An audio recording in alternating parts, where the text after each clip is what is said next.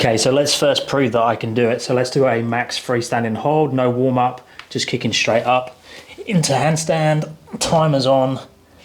So I'm gonna get into a position that's comfortable for me. So it might not be my best looking handstand in terms of straight line, but I wanna feel that I'm in the middle of my handstand window. And that's what I'm gonna cover today. I'm gonna show you how I'm holding the handstand, how I've trained to this level where I can hold this position, and how I can do it every time I kick up into handstand. I can just hold here for a minimum of, say, 2 minutes. Let's see if I can get 2 minutes now.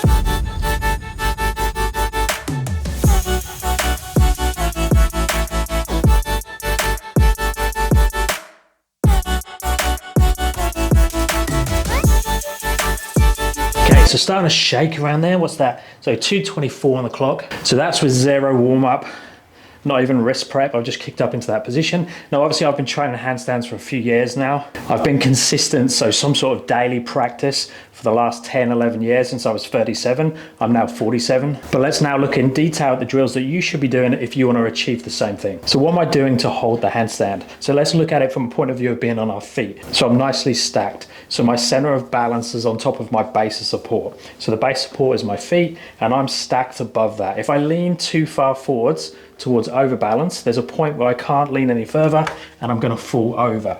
Exactly the same when I go backwards. So my underbalance is this direction. You can see my body compensating to stop myself falling, but there's a point I get to and I fall over. So let's look at it with using this and this. So this is gonna be my window of balance. How far can I move this way? If I go past this line, I'm gonna fall in that direction. If I go past that line, I'm gonna fall in that direction. And I'm roughly in the middle of this position. So I get to roughly that line there, can't go any further, and I get to roughly that line there, can't go any further. And we could do exactly the same thing on our hands. So I could be in this position here, and I can go a certain distance this way, and I can go a certain distance this way without falling over.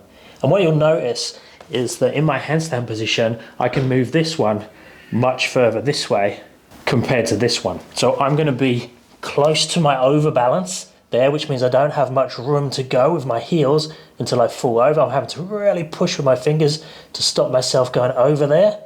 But this way, look, I can go much further by planching those shoulders forwards and my feet go in the other direction. And then I can come back to that midline again.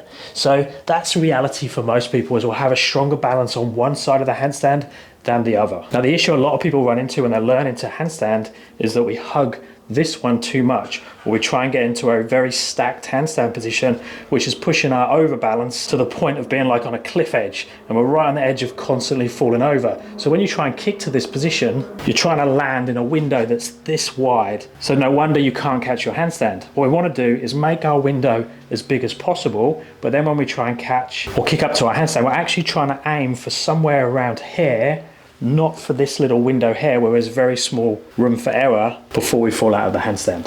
So what does that mean in reality? So when I kick up to my handstand balance that maybe is here like this, I need to kick to here, which is this underbalance position, and then once I've caught my handstand, I can push up to my handstand line. So I'm hanging out in this underbalance position for the catch and for a lot of the rebalance, and I'm not actually going towards this overbalance. So now we have an understanding of this window of balance. How can we make this bigger? Like I say, mine is this big. When you're learning, your window of balance is that big. So we need the drills that is gonna make our handstand much bigger. So remember, we have those two directions to train. So let's first look at that overbalance. So when I go this way, how can I strengthen this? So from the point we're in a handstand to the point we're gonna fall in towards overbalance and back again. Now you can practice this to get the idea, facing the wall, and just see whether you can pull on and off. Feel what is happening with the body, feel what's happening with the feet. So your body is becoming one segment, one piece, and that allows us to control it with the base. If my body does this, it's really hard to control because there's too many moving parts, and especially if one of those is really heavy, it's gonna pull us around. And that's what normally happens to our feet, and we start to try and catch the handstand like this. So we really need to mummify everything, make everything one segment, lock everything in piece, and then this is much easier to control. So when we go up onto our hands, I go against the wall, squeeze my legs together, make sure the body's one segment, push through the fingers, reach up at the same time. I can pull myself off the wall, I relax the fingers, relax the body a little bit, and I can fall back to the wall. And I can just practice repetitions of that. Now, once we can get repetitions, we can go into a hold, or I can just hang out in that gap between the handstand and the wall for time.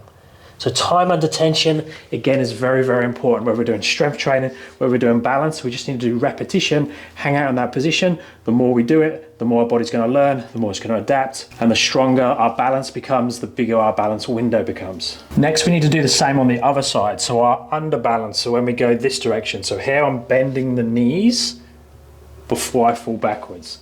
So instead of bending the knees, we need to use the shoulders. Now the easiest way to do that is chest to wall. So up onto the wall in this position. Now I need to teach the shoulders to pull me from the wall. Now the best way to do that is to slowly take the shoulders forwards. Notice my body is positive. I'm not collapsing towards the wall. I'm staying positive there. Shoulders come forwards, the toes slide down. As soon as the toes come off the wall, I'm going to push up to handstand. And the same as before, I can do repetitions of that and just get very good at the technique. Or I can do holds where I hold between the wall and the handstand. So now I'm hanging out in my underbalanced position. Now obviously that one is very scary to do because there is a potential that you're going to backsplat. So you can get someone here just to hold their hands there so you can work to them and back off again.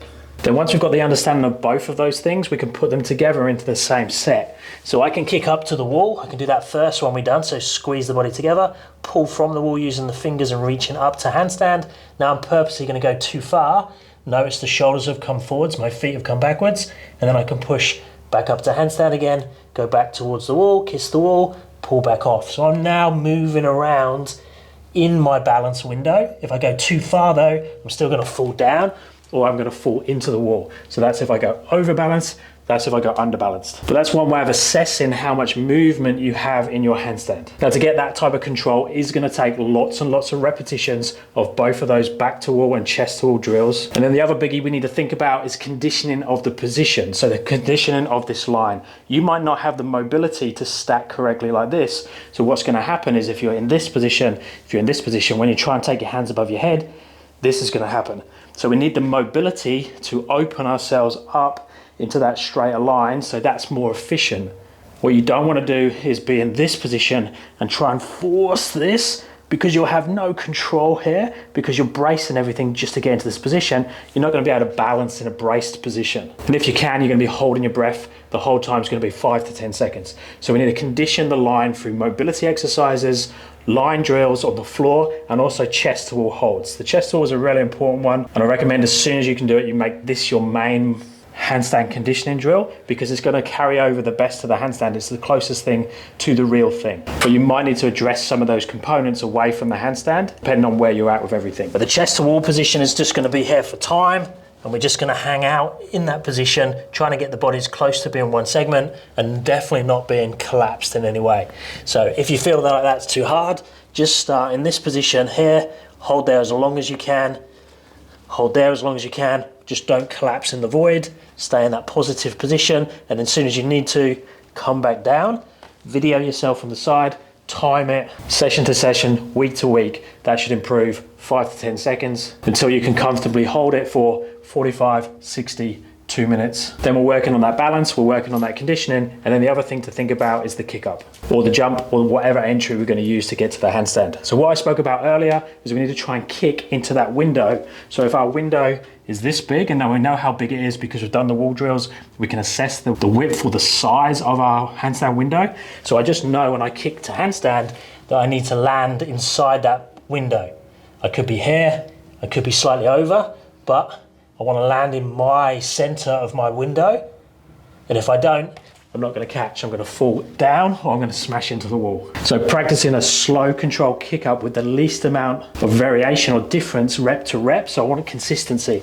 I want hands on the floor. I want shoulders on top of the hands. I want to pick that focal point. So look at the same spot every time. And then when I kick, nothing else changes. And I can just go, okay, I'm not kicking enough to get into my window. Kick up and into the window. There it is. Because my base stayed exactly the same, and the only change was the amount I was kicking up and the direction I was kicking up to.